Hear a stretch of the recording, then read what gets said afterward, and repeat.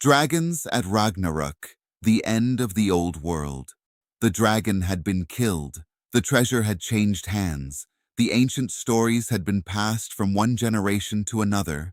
But one question remained. What happened to the monsters? When the world itself began to die, the Vikings believed that even the gods had an ending. Odin would fall, Thor would fall, Loki would rise against the gods, the seas would swallow the land, fire would consume the heavens, and creatures that had slept beneath the world would finally emerge. This was Ragnarök, the final battle, the destruction of the old order, and the beginning of something new. The long winter Ragnarök did not begin with a single battle.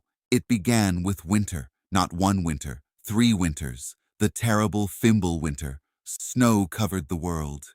Winds howled across the mountains. The sun disappeared.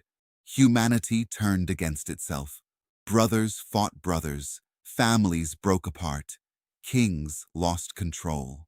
The bonds holding society together began to collapse. The gods knew what was coming. They had seen it in prophecy, and now they could no longer prevent it. The wolves chased the sun high above Midgard. 2 monstrous wolves pursued the sun and moon. Skull chased the sun. Hati pursued the moon. For ages, they had hunted their prey across the heavens. But during Ragnarök, they finally succeeded. The sun was swallowed. Darkness spread across the world. The stars disappeared. The sky itself seemed to collapse. And for the first time, humanity saw what the Vikings had always feared. The universe was not permanent. Even the heavens could die. The world serpent rises then. The ocean moved. At first, it was only a wave, then another. Then the sea began to rise. Something enormous was moving beneath it. The world serpent, Jörmungandr, had awakened. The creature that had wrapped itself around Midgard released its tail. Its enormous body rose from the ocean. Waves crashed against the shores. Ships were thrown into the air. The serpent's movements created storms, and poison spread across the world. The creature had waited for this moment since the beginning. Now it was time.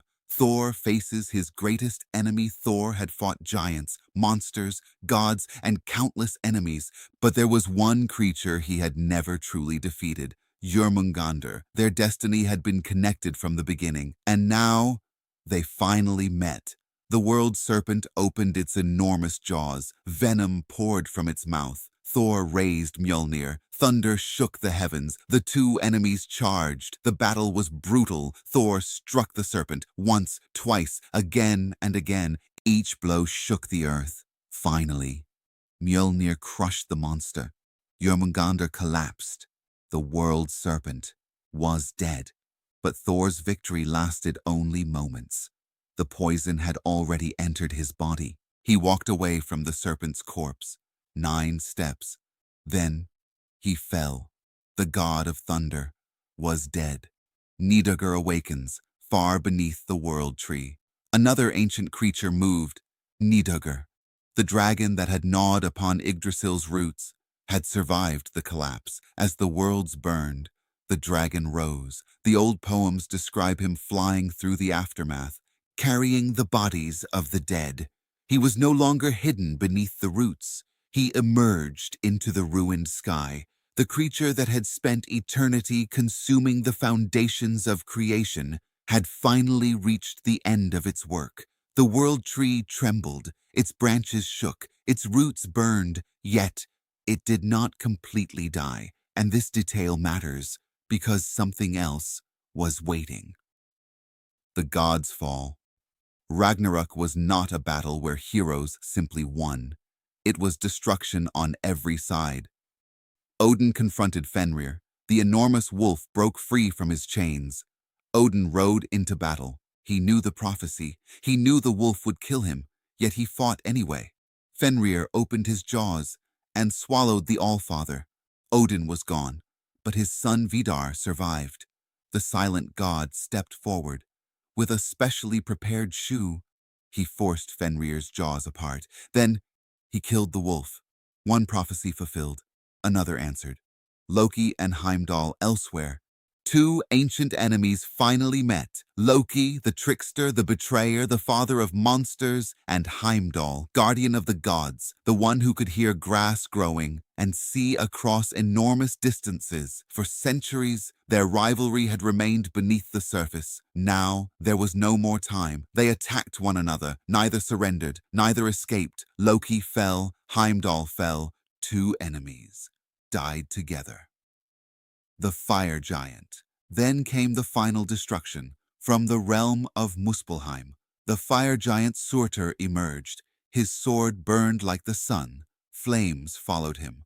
The heavens caught fire. Mountains burned. Forests disappeared. The sea boiled. The 9 realms were consumed. The old world was ending, not metaphorically, not symbolically. In the mythology, the universe itself was being destroyed. Yggdrasil trembles. At the center, Yggdrasil shook. The great world tree, which had connected the realms since creation, was damaged.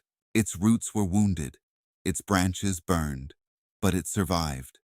And hidden among its branches, 2 humans survived. Their names were Lif and Lifthrasir. They had hidden inside the tree during the destruction. They emerged into a world they barely recognized. The old gods were gone. The old kingdoms were gone. The old world was gone, but life remained. The world reborn then. Something unexpected happened. The sea withdrew. The flames disappeared. The sky cleared. The earth rose again. Green plants appeared. The world became fertile. The sun returned. But this time, the sun had a successor. The daughter of the old sun continued its journey across the heavens. Life had returned. Ragnarök had not been the absolute end. It had been transformation, destruction, followed by renewal, death, followed by life, winter, followed by spring. The surviving gods. Not every god died. Some survived. Vidar survived. Vali survived. Baldur returned from the realm of the dead. His brother Hödur returned as well, and Thor's sons, Modi and Magni, survived. Mjolnir passed into their hands. The hammer of Thor would continue. The gods had changed, but their legacy remained. What happened to the dragons? And now, we return to the question that began this documentary. What happened to the dragons? Jörmungandr was dead, killed by Thor. Nidhöggr survived the destruction. Fafnir had died long before Ragnarök. His story remained in the memories of humanity, but the creatures themselves were not the only survivors. Their ideas survived. The serpent survived in stories. The dragon survived in art. The monster guarding treasure survived in legends. The warning about greed survived in every generation. The Vikings had created monsters that would outlive their world. Why dragons survive every age. The Viking Age ended. Christianity transformed Scandinavia. The old temples disappeared. The old sacrifices stopped. But the stories continued. Children heard them. Poets repeated them. Sagas preserved them. And eventually, modern writers discovered them. Fafnir became part of the inspiration behind later dragon slayer stories. Jörmungandr became one of the most recognizable serpentine monsters in mythology. Nidhöggr remained a symbol of death, decay, and destruction. The dragon had changed, but it never disappeared. The real meaning of the dragon. Perhaps the Vikings understood something that modern fantasy sometimes forgets.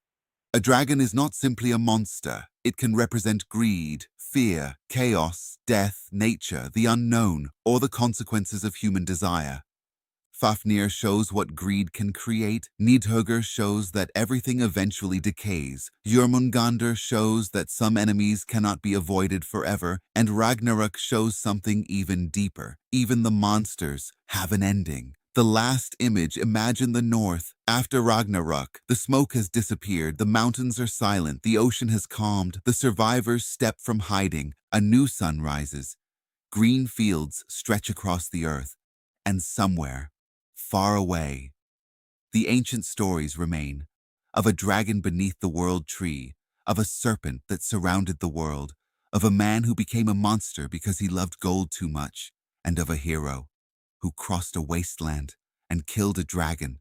The Vikings are gone, Their kingdoms are gone. Their ships have rotted. Their weapons have rusted, but their stories still breathe, and perhaps that is the greatest victory of all, because monsters can die, kings can disappear, even gods can fall, but a story can survive forever. Final outro from Nidhögr beneath Yggdrasil to Fafnir upon his mountain of gold, from Jörmungandr beneath the ocean to the flames of Ragnarök. The dragons of Norse mythology were never simply creatures. They were warnings. They were symbols. They were nightmares given shape. And most importantly, they were reflections of humanity itself.